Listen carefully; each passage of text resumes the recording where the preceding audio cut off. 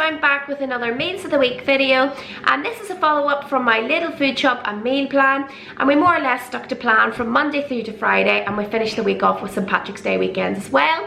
If you are new to the channel and you haven't seen any of my Meals of the Week videos, I'll drop a playlist link in the comments down below so you can go check those out. And of course, if you enjoy it, make sure to subscribe so you don't miss any. But anyway, I'm just going to get cracking and share with you now. So for Monday and Tuesday night, we're using a full joint of beef. So I've cut off 6 sections for Monday, and we're going to have beef Wellington, and the kids are going to have it plain. We've just seared off the beef, then I've diced onions and mushrooms and cooked those off in masala. Then I put the mixture in a layer of Parma ham, and I like to roll it with the beef in the centre. Then I put it on a layer of puff pastry, create a little parcel, make sure to prick it to let out the steam, and it goes into the oven. Then I'm searing off my asparagus in a little garlic and spray oil. That's us all plated up. The kids are just having it as is. There's ours with mustard mash, and it's lovely when it's cut right open. So the next night, the remaining beef is cut into strips, and I'm going to create a curry using carrots and onion, tin of tomatoes, bulb of garlic, lemon, mushrooms. It looks like a ton of spices here, but it's cumin, chili powder, turmeric, coriander, ginger, garam masala, and a little bit of puree.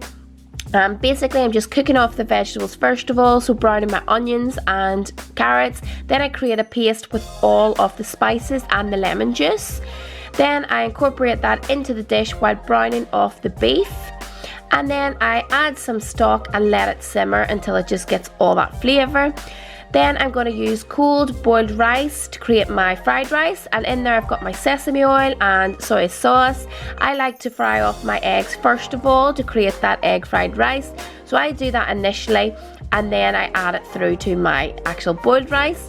And there we have it, we've got our fried rice, and the kids absolutely love it, but it is done with spray oil so it's not too bad. And then everyone can help themselves to the curry, and I added in some extra peas and a few more carrots just to get the veg intake as well, and everyone can just help themselves. So next morning I'm going to get ready and make a tomato soup because me and this one are busy.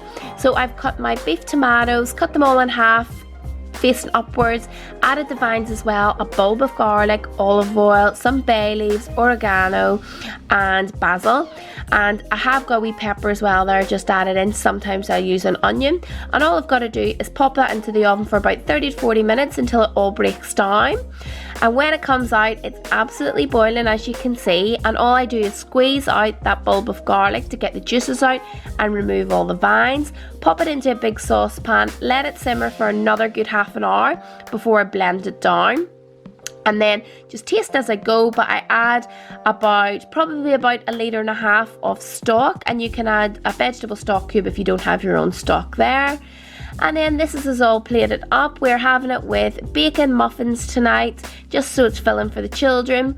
There's plated up. There is more for them as well, and we've got fresh basil and some creme fraiche in it as well with some croutons, and it's absolutely delicious. It's hard to go back to canned soup when you see how easy it is to make it fresh.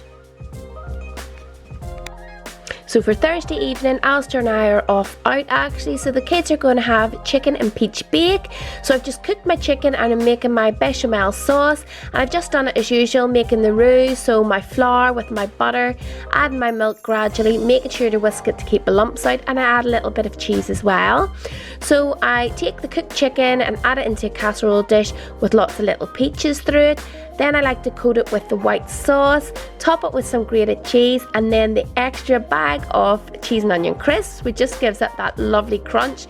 So once it's popped in the oven for a good half an hour, it comes out all bubbly.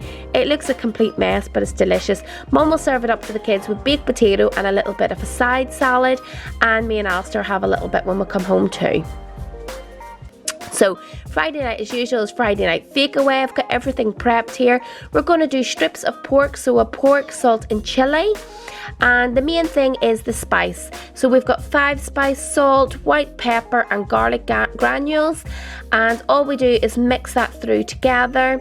Then I've got my tempura batter mix, and really that's just dipping your egg into the flour. You want to really just lightly dust it, and then it's going to be shallow fried. And then we have to do it in batches, so I'm going to get to work on my chow mein. So I've got my mix of dark and light soy sauce, some rice wine vinegar and sesame oil, and I just coat that into the already cooked chow mein noodles. And then as I'm doing the batches, I put the chow mein to the side, and then taking some of that spice, I add it to the sliced vegetables, and then we just want to mix it through until they're cooked and softened. And then mix through the pork, which has already been done, heat through those noodles, and then mix everything completely together to get all those flavours going. That is us dished up.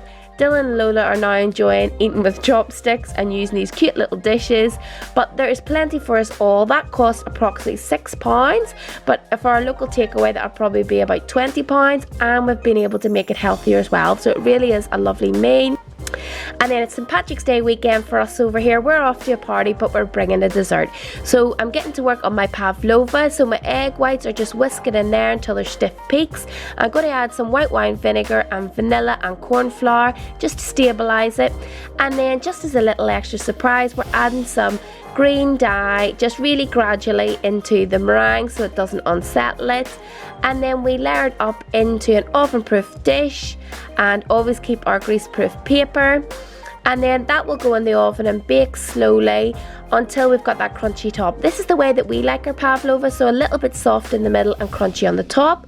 We're going to cover it in cream, and the kids wanted to help decorate it. And there we go. So we've got our little leprechaun on the top with his pot of gold and all our lucky shamrocks. So hope you enjoyed the video this week. If so, please do give it a thumbs up. And if you haven't already, make sure to subscribe. Thank you very much for watching, guys.